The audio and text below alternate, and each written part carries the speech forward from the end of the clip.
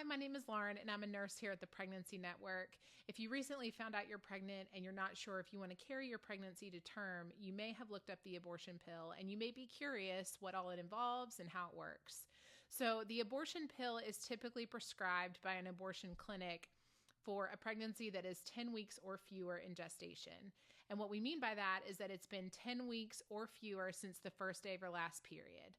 Not 10 weeks since conception necessarily, but 10 weeks since the first day of your last period.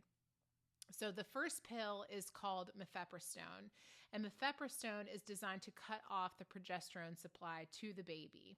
So at that point in pregnancy, the baby is typically relying on progesterone for all of its nutritional needs.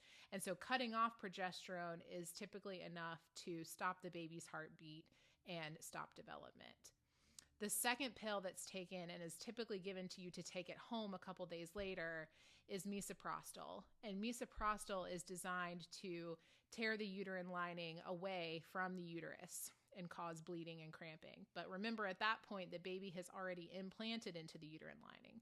So when the uterine lining tears away from the uterus, that causes the baby to come with it and completes the abortion.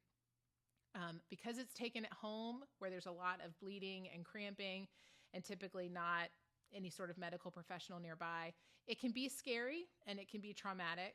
And there is certainly a risk for enough bleeding and cramping that could cause a need for a trip to an emergency room. There's also the possibility that if you are closer to 10 weeks during your pregnancy, that you may actually see the baby as the abortion is completed. So there are a lot of risks to take into consideration before you decide to go this route.